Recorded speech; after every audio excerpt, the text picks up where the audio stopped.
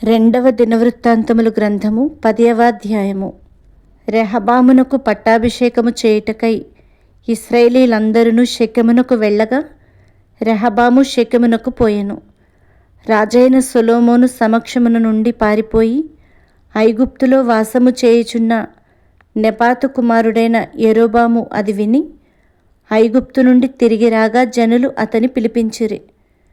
యరొబామును ఇశ్రాయేలు వారందరూ కూడివచ్చి, నీ తండ్రి మా కాడిని బరువు చేసెను, నీ తండ్రి నియమించిన కఠిన దాస్యమును అతడు మా మీద ఉంచిన బరువైన కాడిని నీవు ఇప్పుడు చులకన చేసిన ఎడల మేము నిన్ను సేవింతుమని రెహబాముతో మనవి చేయగా అతడు, మీరు 3 దినములు తాళి మరల నా యొద్దకు రండని చెప్పెను గనుక జనులు వెళ్ళిపోయిరి.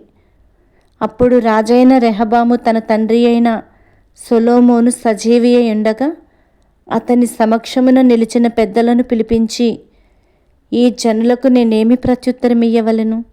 మీరు చెప్పు ఆలోచన ఏది అని అడుగగా వారు, నీవు ఈ జనుల ఎడల దయాదాక్షిణ్యములు చూపి వారితో మంచి మాటలాడిన ఎడల వారు ఎప్పటికీ నీకు దాసులగుదురని అతనితో చెప్పిరి.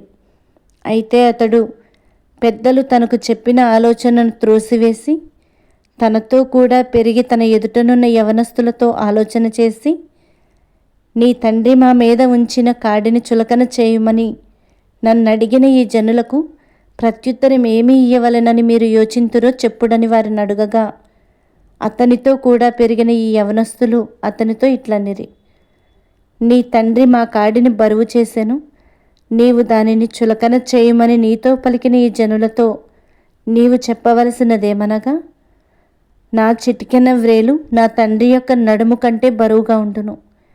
నా తండ్రి బరువైన కాడి మీ మీద మోపెను గాని నేను మీ కాడిని మరింత బరువు చేయుదును. నా తండ్రి మిమ్మును చబుకులతో దండించెను గాని నేను కొరడాలతో మిమ్మును దండించెదనని చెప్పుము. 3వ దినమందు నా యొద్దకు తిరిగి రండని రాజు చెప్పిన ప్రకారము యరొబామును జనులందరూ 3వ దినమందు రెహబాము నొద్దకు రాగా రాజైన రెహబాము పెద్దల ఆలోచనను త్రోసివేసి యవనస్తులు చెప్పిన ప్రకారము వారితో మాటలాడి వారికి కఠినమైన ప్రత్యుత్తరమిచ్చెను.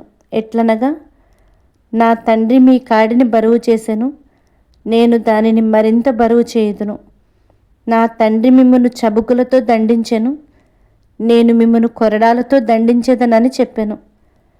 యెహోవా షిలోనీయుడైన అహీయ ద్వారా నెబాతు కుమారుడైన యరొబాముతో సెలవిచ్చిన తన మాటను స్థిరపరచునట్లు దేవుని నిర్ణయ ప్రకారము జనులు చేసిన మనవి రాజు ఆలకించకపోయెను. రాజు తాము చేసిన మనవి అంగీకరింపకపోవుట చూచి, జనులు దావీదులో మాకు భాగము ఏది? యెష్షయి కుమారుని యందు మాకు స్వాస్థ్యము లేదు. ఇశ్రాయేలు వారలారా, మీ గుడారమునకు పోవుడి. దావీదు, నీ సంతతి వారిని నీవే చూచుకొనుమని రాజునకు ప్రత్యుత్తరమిచ్చి ఇశ్రాయేలు వారందరూ ఎవరి గుడారమునకు వారు వెళ్ళిపోయిరి. అయితే యూదా పట్టణములలో కాపురముండు ఇశ్రాయేలు వారి మీద రెహబాము ఏలుబడి చేసెను. రాజైన రెహబాము వెట్టిపని వారి మీద అధికారి అయిన హదోరమును పంపగా ఇశ్రాయేలు వారు రాళ్లతో అతని చావగొట్టిరి గనుక రాజైన రెహబాము యెరూషలేమునకు పారిపోవలెనని త్వరపడి తన రథము ఎక్కెను. ఇశ్రాయేలు వారు ఇప్పటికినీ దావీదు సంతతి వారి మీద తిరుగుబాటు చేసి నేటి వరకును వారికి లోబడకై ఉన్నారు.